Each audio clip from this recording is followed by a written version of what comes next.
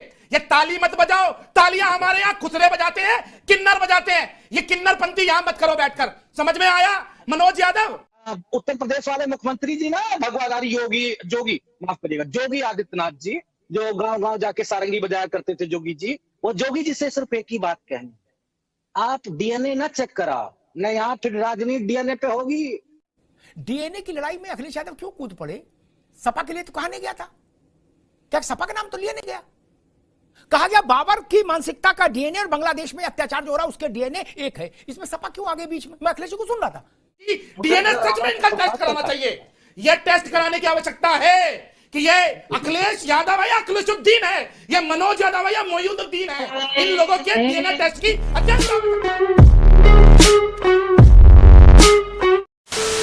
नमस्कार दोस्तों, स्वागत है आपका अमिताभ अग्निहोत्री जी की बहुत ही ज़बरदस्त और धमाकेदार डिबेट वीडियो में।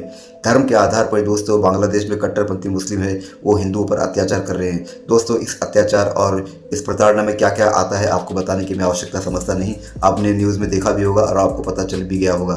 तो दोस्तों इसी बात को लेकर कई हिंदू संगठनों ने और कई हिंदुओं ने शांति मार्च निकाला और प्रदर्शन भी किए भारत में। तो दोस्तों और योगी जी ने भी एक बात कह दी। योगी जी ने ये कहा कि ये जो बाबर की मानसिकता है ना, यही कट्टरपंथी मुस्लिमों की मानसिकता है जो बांग्लादेश में हिंदुओं के खिलाफ दिख रही है। तो दोस्तों इसी बात पर ये डिबेट भी हो रही है। डिबेट में आप देखोगे समाजवादी पार्टी के जो प्रवक्ता है मनोज यादव, इनको तो आप अच्छी तरह से जानते हो, इनकी बात करने का तरीका क्या है, इनका ये किस तरह से बात करते हैं। और खासकर मोदी जी और योगी जी पर ये अपना खास जहर उगलना भूलते नहीं हैं। इस डिबेट में भी इन्होंने यही किया। लेकिन दोस्तों इस डिबेट में अमिताभ अग्निहोत्री जी है, वो तो इनको छोड़ेंगे नहीं। तो अखिलेश यादव का नाम लेकर और अखिलेश यादव का कृत्य को लेकर इन्होंने अखिलेश यादव को धो दिया।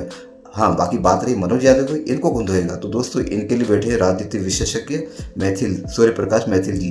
दोस्तों मनोज यादव को इतनी तरह बुरी तरह से बेइज्जत और धोते हुए मैंने आज तक नहीं देखा जिस तरह से सूर्य प्रकाश मैथिल ने इनको धोया है। दोस्तों डिबेट पूरा अंत तक देखिए, मैं 100% श्योर आपको गारंटी दे रहा हूँ ये डिबेट वीडियो आपको पसंद आएगी। तो चलिए शुरू करते हैं डिबेट वीडियो, लेट्स स्टार्ट। बहुत दिन हो गए हैं, मजा नहीं आ रहा है।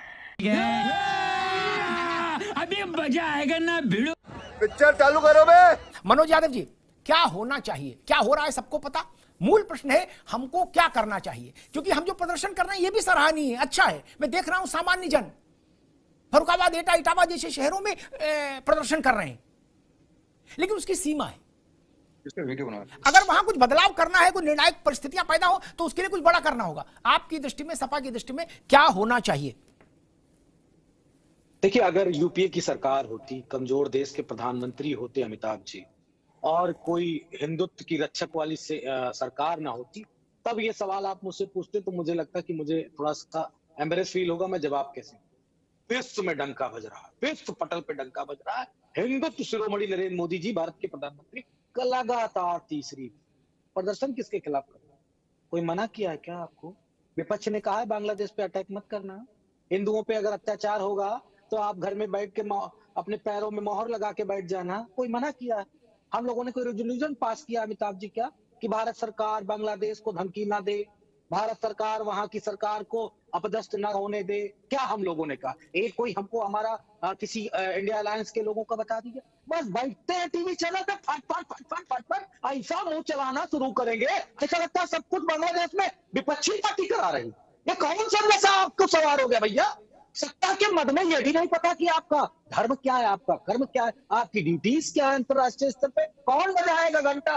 हमसे कहो, आप ना अमिताभ जी कहिएगा, मैं कह रहा हूं। अरे मेरी भारत की सरकार, नरेंद्र मोदी जी, गृह मंत्री अमित शाह जी, शपथ ग्रहण बात को करा लेना, पहले जाके हिंदुओं की रक्षा कर लो। बांग्लादेश को एक धमकी दे दो, एक पत्र लिख दो, एक कोई धमकी स्ट्राइक वाली कर दो, कुछ ना तो कम से कम उनके ऊपर से एक जहाजें उड़ा दो, मारक क्षमता वाला मिसाइल है, जो पाकिस्तान की तरफ मिसाइल थी, पृथ्वी मिसाइल को बांग्लादेश की तरफ घुमा दो। हमने मना किया है, रेजोल्यूशन पास किया है। अमिताभ जी एक भी अगर हो तो बता दो। वैसे तो मैं एक बात स्पष्ट कर दूं, ये जो उत्तर प्रदेश वाले मुख्यमंत्री जी ना, भगवाधारी जोगी माफ करिएगा, योगी आदित्यनाथ जी, जो गांव गांव जाके सारंगी बजाया करते थे जोगी जी, वो जोगी जी से सिर्फ एक ही बात कहनी, आप डीएनए ना चेक कराओ, न यहाँ फिर राजनीति डीएनए पे होगी, और सब डीएनए चेक कराएंगे किसका डीएनए किससे मिल रहा है, किसका जर्मनियों से मिल रहा है, किसका नाजियों से मिल रहा है, सब कुछ वही अमिताभ जी होने वाला। इस देश का मूल निवासी कौन है पता चल जाएगा। इस देश का मूल निवासी कौन है, ये बात बीजेपी के लोग कान खोल के सुन ले। रुक जा भैया, डीएनए की लड़ाई में अखिलेश यादव क्यों कूद पड़े? सपा के लिए तो कहा नहीं गया था, क्या सपा का नाम तो लिया नहीं गया? कहा गया बाबर की मानसिकता का डीएनए और बांग्लादेश में अत्याचार जो हो रहा है उसके डीएनए एक है। इसमें सपा क्यों आगे बीच में? मैं अखिलेश को सुन रहा था, बोले हम सब अपना डीएनए कराएं। क्यों तैयार है भाई? आप क्यों बीच में आए? किसी ने बताया था कि आपको आना है? ऐसा फाउल मत खेलिए। आप अब अखिलेश जी आ गए तो प्रवक्ताओं के लिए मजबूरी है, उनको भी आना पड़ेगा। मेरी दृष्टि में फाउल खेला उन्होंने, नहीं खेलना चाहिए था।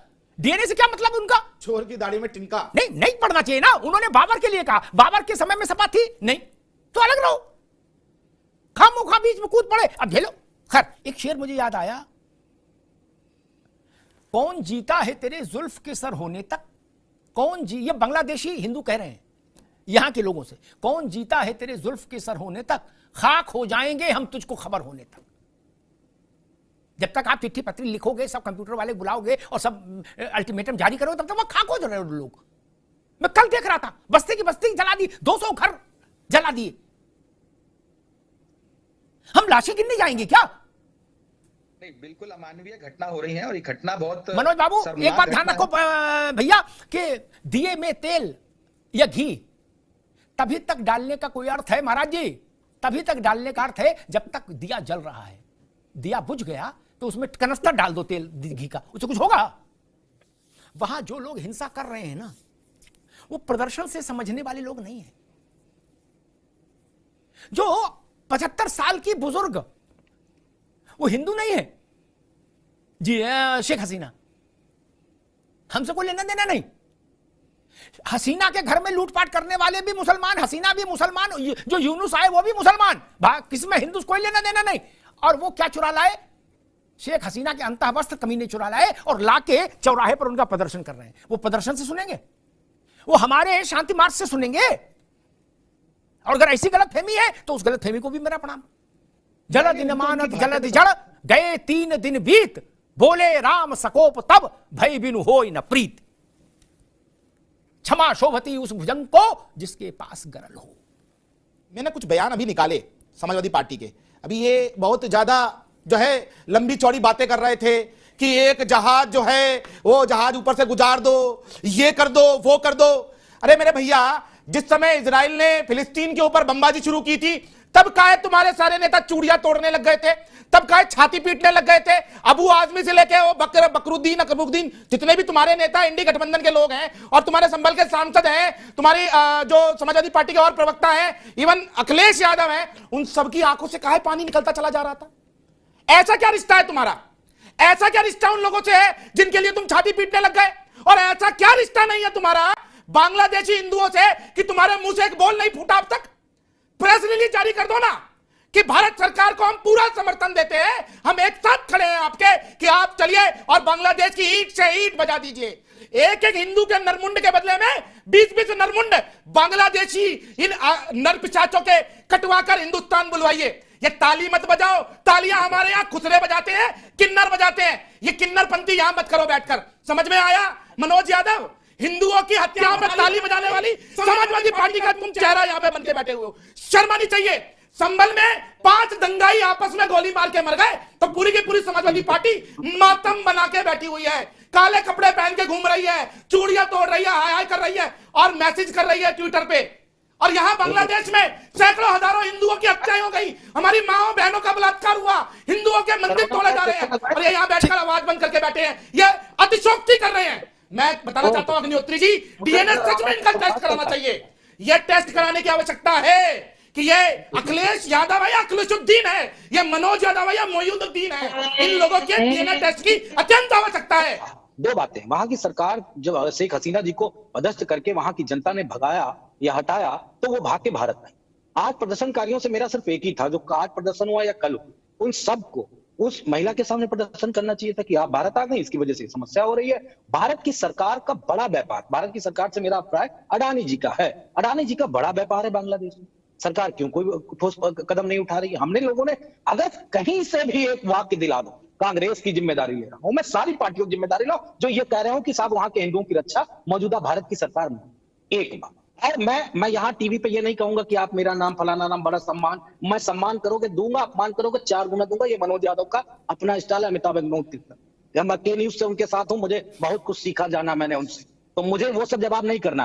आप अपना स्टैंड क्लियर करो, भारत की सरकार का स्टैंड क्या है, वहां के हिंदुओं की रक्षा करने का दायित्व लेना चाहती अथवा नहीं, अगर विपक्ष से कुछ मदद चाहती तो वो बताए, अन्यथा यहाँ विपक्ष के लोगों को कोस कर अपनी राजनीतिक विश्लेषण। इजराइल और फिलिस्तीन के लिए आपको बुलाया था क्या? मैं भी रुकना होगा। अभी इजराइल और फिलिस्तीन के लिए दावत दी थी या पीले चावल भेजे थे या पीली चिट्ठी भेजी थी कि आओ समाजवादियों अपनी चूड़ियां तोड़ो, छाती पीटो यहाँ पर फिलिस्तीन के लिए? चूड़ी हम ज्यादा आपके पसंद लिए है क्या? बताओ जरा मुझको। मनोज यादव बड़ी मंगलसूत्र मिठाई वाली बातें कर रहे हो, जलेबी वाली। राहुल गांधी की फैक्ट्री की जलेबी सभी लोगों को बनानी आ गई है लग रहा है। संबल पे तो बड़ी छातियां पीट रहे थे जब पाकिस्तानी असला मिला वहां पर, तो तुम्हारे अखिलेश यादव चिल्ला चिल्ला के कह रहे हैं कि तुम्हारे पास कौन सा असला है ये बता दो। पहला राजनेता देखा मैंने देखा अमिताभ जी, जो पाकिस्तानी असला मिलने के बाद भी उन आतंकवादी दंगाइयों के समर्थन में खड़ा हुआ है। ये है समाजवाद, ये है आतंकवादियों को समर्थन करने वाले लाल टोपी वाले गुंडे। ये लाल टोपी वाले गुंडे आतंकवादी असला मिलने के बाद भी वहां पर उनको बचाने के लिए लगे हुए हैं। ये है असलियत इनकी। नारे से, शोर से, प्रदर्शन से, प्रस्ताव से, ज्ञापन से, दिल्ली में यूएन के दफ्तर के बाहर प्रदर्शन से, वहां के धर्मांध हिंसक लोगों के ऊपर कोई राई रत्ती फर्क नहीं पड़ेगा। वो कट्टर मुस्लिम आतंकी मानसिकता से प्रेरित लोग हैं जो वहां उत्पात कर रहे हैं। अगर हम ये अपेक्षा करते हैं, ऐसी उम्मीद कोई पाले हैं, जैसे महाराज जी कह रहे थे कि नहीं भाई चिट्ठी लिखो, फोन करो, तार भेजो, क्या पोस्ट कार्ड लिखने से वो मानेंगे? अमिताभ जी देखिए, शठे शाठ्यम भैया, शठे शाठ्यम समाचरेत, शठ को शठ के तरह ही डील करना होगा। और करना है तो इनकी कौम का सफाया करो। That's what we want. Bloody democracy. तो दोस्तों डिबेट हो गई खत्म, वीडियो हो गई पूरी। उम्मीद करता हूँ दोस्तों अमिताभ अग्निहोत्री जी की ये डिबेट वीडियो आपको पसंद आई होगी। तो दोस्तों अमिताभ अग्निहोत्री जी ने एक बात स्पष्ट तरीके से इस डिबेट में कह दी कि ये जो कट्टरपंथी मुस्लिम है, ये शांति मार्च और जितनी भी शांति वाली बातें हैं ये इनसे मानेंगे नहीं, इनका इलाज अलग ही है। तो वो इलाज क्या है दोस्तों आपको पता है, अंत में जाके इनका इलाज वही होना है। अगर ये नहीं माने, ये नहीं रुके, तो इनके खिलाफ क्या होना है या आप अच्छी तरह जानते हो। जो 71 में हुआ था वो फिर से हो सकता है। तो दोस्तों उम्मीद करता हूँ कुछ भलाई हो, कुछ अच्छा ही हो वहाँ के हिंदुओं के लिए। प्रार्थना कीजिए हमेशा उनके लिए। तो दोस्तों उम्मीद करता हूँ ये डिबेट वीडियो आपको पसंद आई होगी। ऐसी डिबेट वीडियो देखना चाहते हो तो इस YouTube चैनल को आप सब्सक्राइब करते जरूर जाओगे। मिलता हूँ आपसे अगले वीडियो में, तब तक के लिए जय हिंद, वंदे मातरम।